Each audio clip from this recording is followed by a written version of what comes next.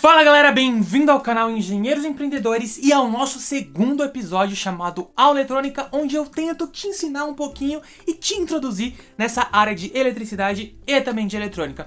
No vídeo de hoje eu vou falar algumas dúvidas e curiosidades muito importantes para quem está começando e depois não ficar se remoendo por dentro como eu fiz durante vários anos porque não tinha a resposta daquilo. Então se liga nesse vídeo, fica comigo até o final, mas antes solta a vinheta.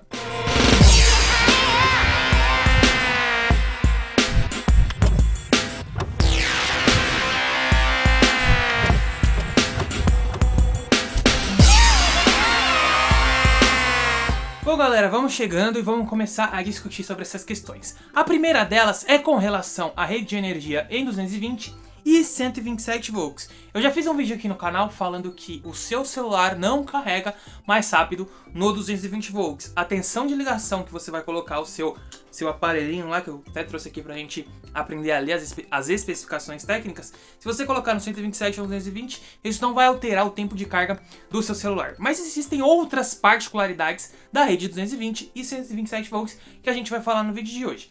Então, começando pelo celular. É o seguinte, galera, pega o seu carregador que você tem aí, qualquer um que seja, e vamos aprender a ler as especificações técnicas desse carinha aqui.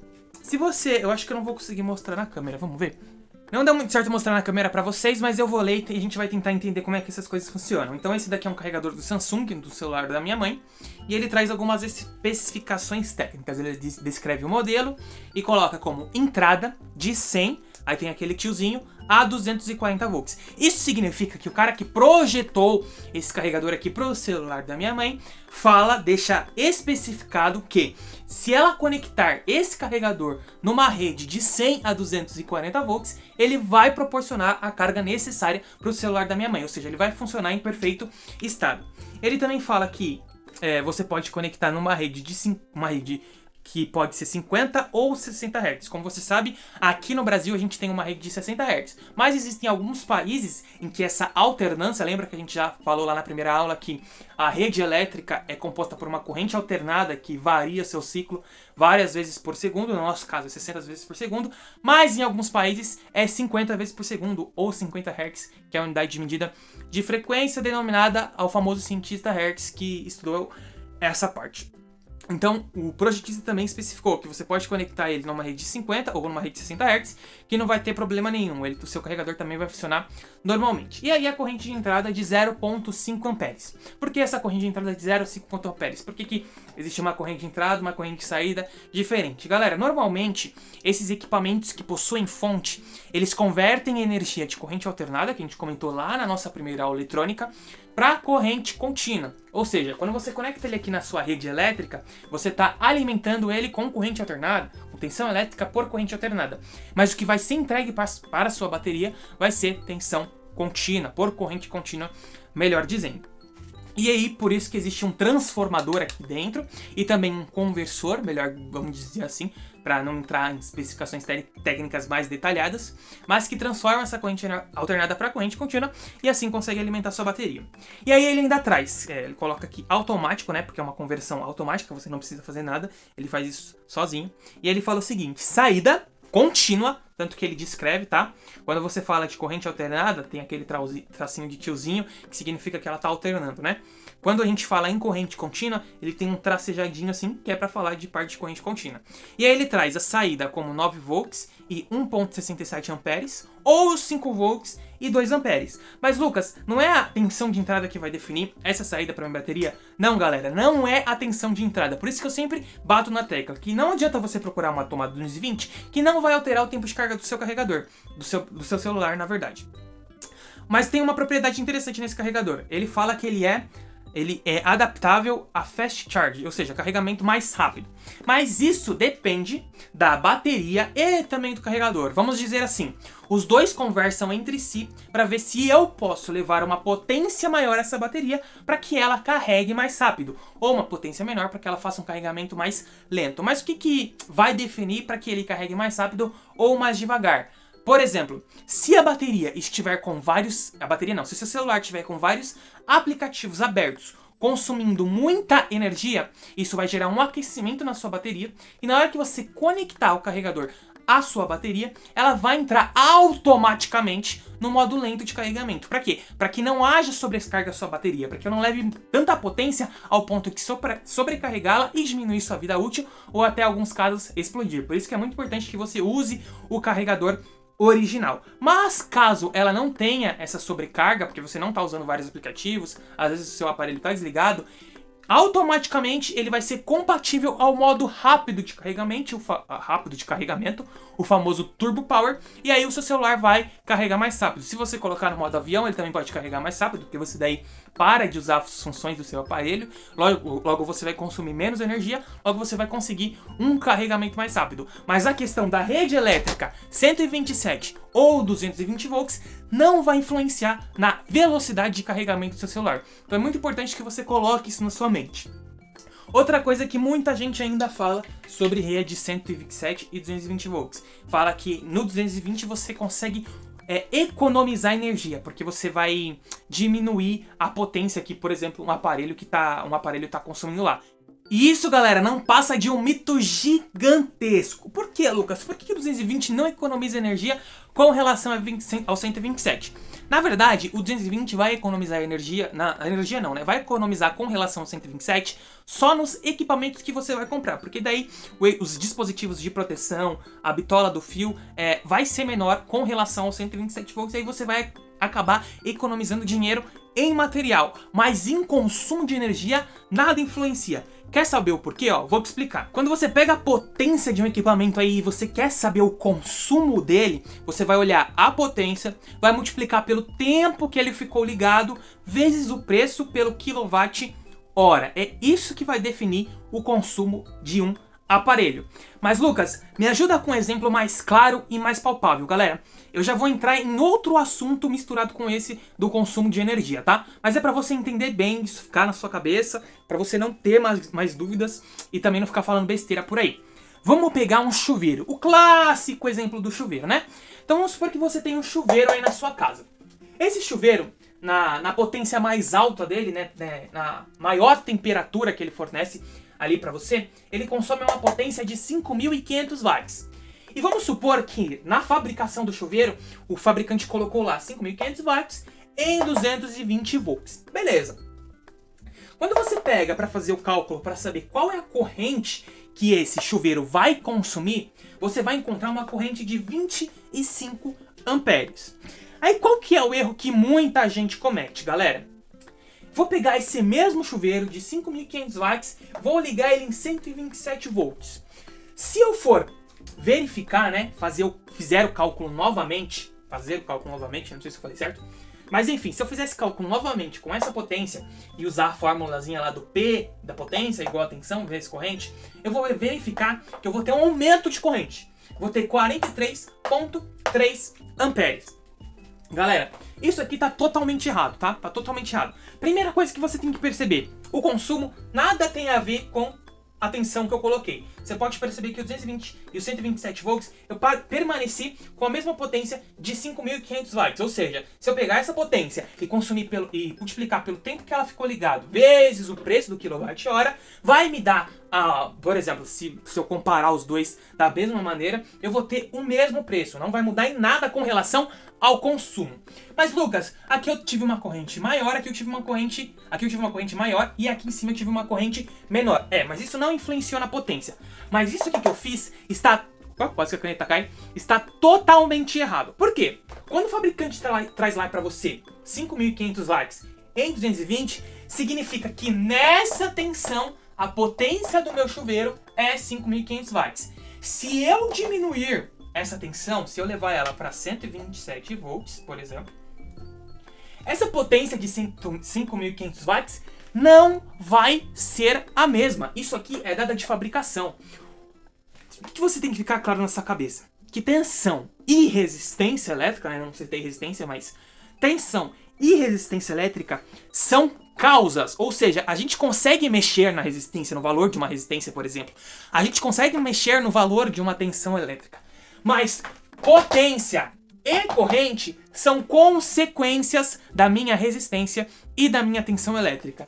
Quando eu diminuo essa tensão de 220 para um valor de 127 volts, e o chuveiro é o mesmo, essa potência aqui não é mais 5.500 watts. Por quê?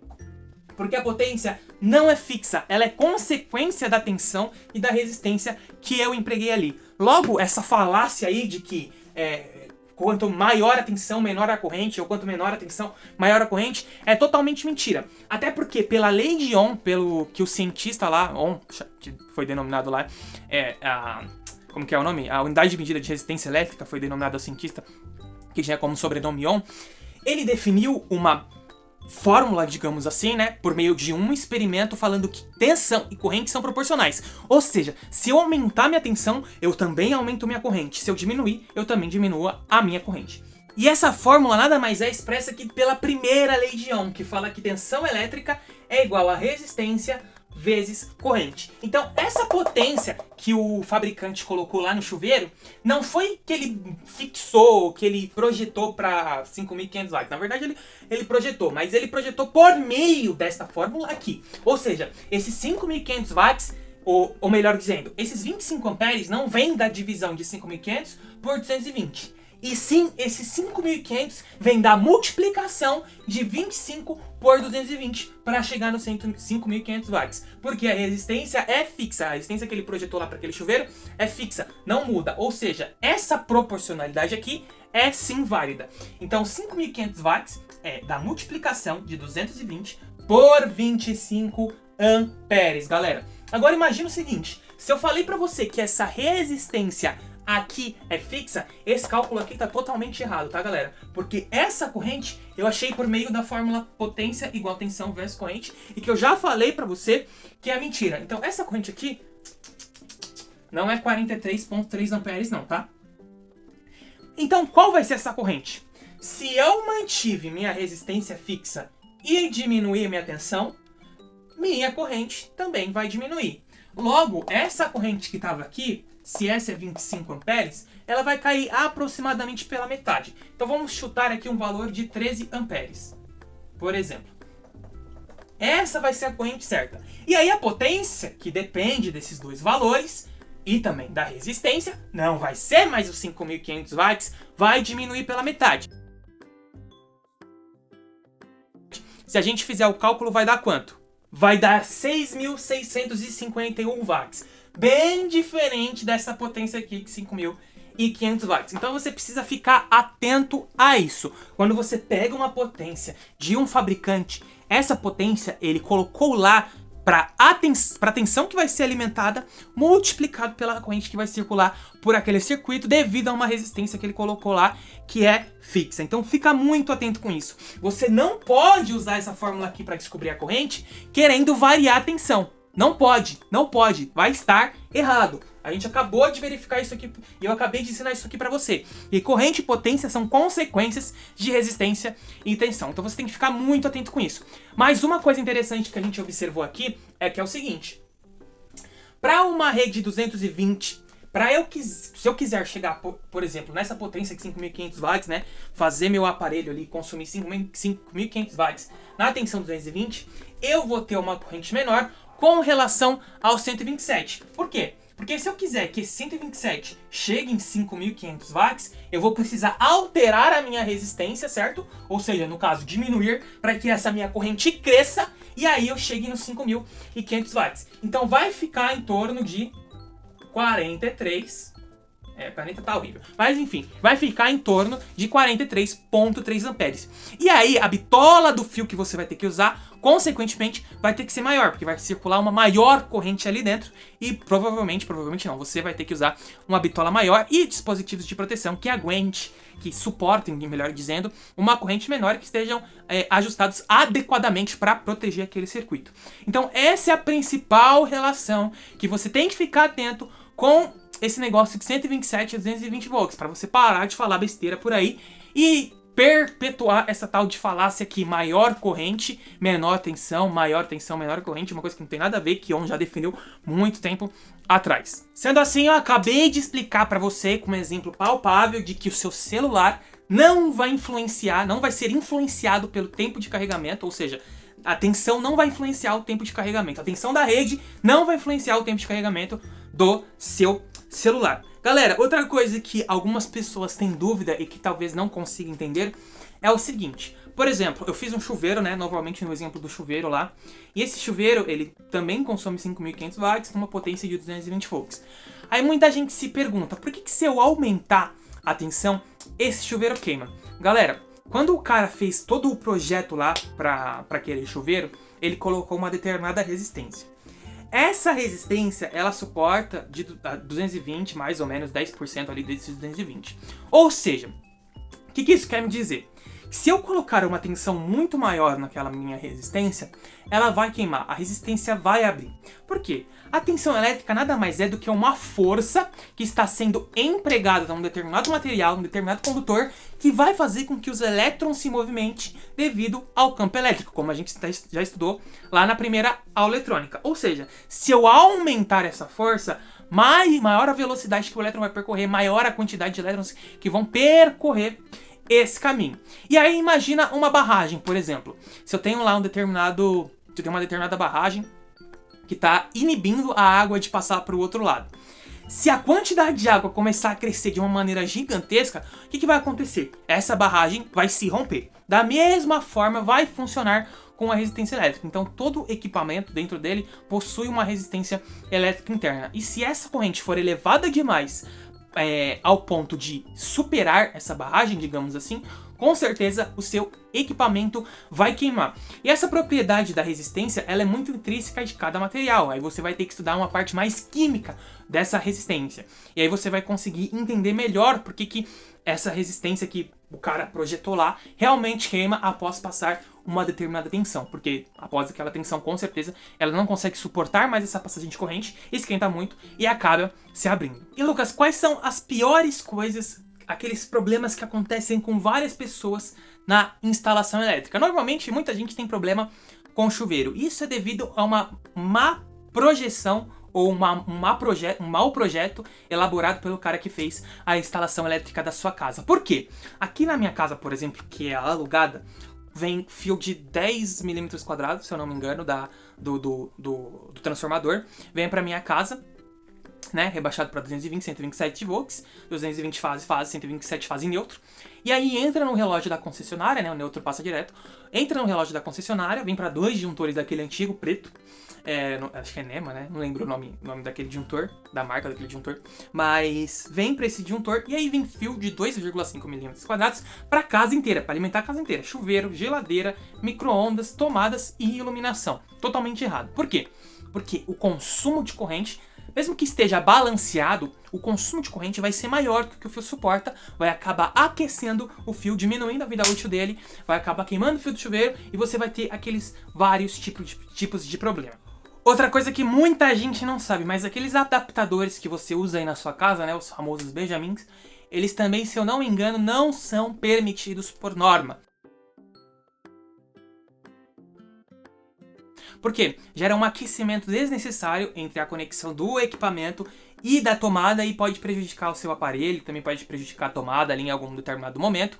E aí isso vai ser extremamente prejudicial aí para você dentro da sua casa. Mais uma coisa que é super interessante é que quando você compra esses adaptadores, normalmente é porque ou o modelo, né, o plug não se encaixa ali na sua tomada, né, é redondinho e o outro é de fenda, por exemplo, e aí você não consegue essa conexão. Mas um exemplo mais típico é quando você tem, por exemplo, um micro-ondas e o plug da tomada, o plug dele que era para ser conectado na tomada, é um plug de 20 amperes, ou seja, que exige uma corrente maior. E aí a tomada da sua casa é de 10 amperes, e aí ele não dá o encaixe. Aí você vai lá e faz compra um adaptador que adapta o 20 amperes para os 10 amperes e conecta na sua tomada. Ou às vezes até troca o espelhinho da tomada, né, o negócio que entra na tomada aqui, esqueci o nome técnico, mas você até troca para um de 20 amperes para fazer a conexão direta. Só que isso, galera, se a sua instalação elétrica não estiver adequada para suportar o que por exemplo, o micro-ondas consome, não adianta nada. Se a bitola do fio não for proporcional ao que o aparelho está consumindo, é como se não adiantasse nada você trocar aquela tomada. Vai continuar queimando seu fio e você vai continuar tendo muitos problemas. Outro caso, e não menos importante, é os famosos economizadores de energia. Se você abrir em qualquer canal de elétrica, por exemplo, o Engeral, que é que é um canal de elétrica que eu consumo bastante os vídeos dele, que são bastante interessantes, que são bem explicativos, você vai ver que esses caras fizeram isso só para ganhar dinheiro. Primeiro que uma casa, né, uma residência, ela não tem como, pelo que eles falam, economizar energia por meio desses economizadores de energia. Porque nossa casa, a maioria das coisas, são aparelhos puramente resistivos. É lógico que existe TV, videogame, as lâmpadas de LED e um bocado de outros equipamentos. Mas eles não vão influenciar significativamente para a sua conta de luz. Ou seja, não adianta nada você comprar esses economizadores de energia, porque eles não vão ser suficientes, ou melhor, eles não vão proporcionar essa economia que é descrita na venda do material de 40%, 50%. E normalmente é só um capacitor. É impressionante, mano. Chega a ser absurdo. Eles conectam só um capacitor para ajustar o fator de potência. Se você não sabe o que é isso, não se preocupe, a gente explica numa outra aula. Mas para melhorar a eficiência de energia ali da sua casa, para você não ter problemas com consumos desnecessários de energia. Só que isso, na prática, não funciona para uma residência, ou não funciona tão bem para uma residência. Mas, no caso de ramos industriais, é utilizado banco de capacitores para diminuir esse fator de potência causado por vários equipamentos indutivos, como motores, transformadores e etc. Aí o capacitor ele age como elemento contrário, digamos assim, ao indutor, que é um outro tipo de equipamento que tem os motores, os transformadores, etc. E aí você consegue diminuir esse fator de potência, deixando a eficiência da qualidade da energia elétrica que você está consumindo ali mais melhor também não existe, né? Melhor do que estava se você não usasse esse banco de capacitores. Por um caso residencial, isso não vai ter uma influência tão grande e com certeza não vai proporcionar essa economia de energia aí gigantesca que eles colocam no marketing deles de 40%, 50%. Se você quiser assistir um vídeo que explica melhor sobre isso, que abre esses equipamentos na prática, assiste esse vídeo aqui da Engeral, que é muito interessante e eles falam melhor sobre esses equipamentos, esses famosos economizadores de energia. Galera, já que a gente está tirando várias dúvidas aqui nesse vídeo, deixa eu falar mais uma coisa interessante. Quando eu trabalhava, né, quando eu fiquei o tempo lá na parte de manutenção de uma determinada empresa, eu aprendi algumas coisas interessantes. Apesar do pouco tempo que eu fiquei lá, eu aprendi umas coisas muito interessantes e que me ajudou recentemente não, na passagem de ano do ano passado, de 2019 para 2020. A gente alugou uma casa na praia, aí a gente foi ficar alguns dias lá, e aí quando a gente chegou, a energia elétrica, ela tava variando. Melhor dizendo assim, a lâmpada não permanecia acesa do jeito que você tá vendo agora aqui no vídeo, ou do jeito que você tá vendo aí na sua casa. Ela ficava variando a intensidade de iluminação dela. E o que acontece? Esse caso é muito típico de falta de neutro. Como assim? Quando você tem a sua rede elétrica aí, você tem dois fios que proporcionam a diferença de potencial que a gente viu lá na outra aula. Um desses fios é chamado de fase, que tem um potencial elevado, em relação ao neutro, que é o potencial, como o próprio nome do fio já diz, neutro. E o que acontece? O neutro é como se ele fosse uma referência para esse 127 volts, ou seja, eu tenho 127 volts com relação ao meu fio neutro. Se eu tiro esse fio, se eu desconecto ele, é como se eu não tivesse mais nenhuma referência. E aí minha rede elétrica ela fica flutuando com relação a uma referência que ela não sabe qual é. E aí quando a gente foi pra praia, a gente chegou lá, isso estava acontecendo, o ventilador rodava de uma forma mais lenta, a iluminação não parava ligada, o chuveiro não ligava, e etc. E aí com base na experiência que eu tive no trabalho, e não foi uma experiência prática, foi uma experiência de conversa com outras pessoas que me passaram a experiência dela. E quando isso acontece, normalmente é falta de neutro. Por quê? Eu não tenho uma referência ali para minha fase, e aí essa minha tensão acaba flutuando. Então se você por acaso algum dia chegar aí em uma casa e tiver essa flutuação de energia, digamos assim, é porque provavelmente está faltando neutro, houve o rompimento desse fio em algum ponto. Nessa casa que eu estive na praia, aconteceu o seguinte, estava tendo essa flutuação, e aí tinha a falta de neutro, obviamente, mas a gente não tinha nenhum equipamento lá, só tinha aquela chavinha de medir energia, e quando a gente aproximava do disjuntor, ele indicava que tinha tensão. O problema era essa flutuação que não permanecia na tensão elétrica da rede propriamente dita. E a gente caçando e nada de achar. Aí quando a gente foi verificar aonde estava esse rompimento neutro, estava no meio da rua. Então de uma rua na verdade, de um lado da rua para o outro lado da rua, né, tava passando o fio que vinha pra essa minha casa, vinha a fase, né, e o neutro, e esse neutro vinha direto pra minha casa, não ia pra mais nenhuma casa.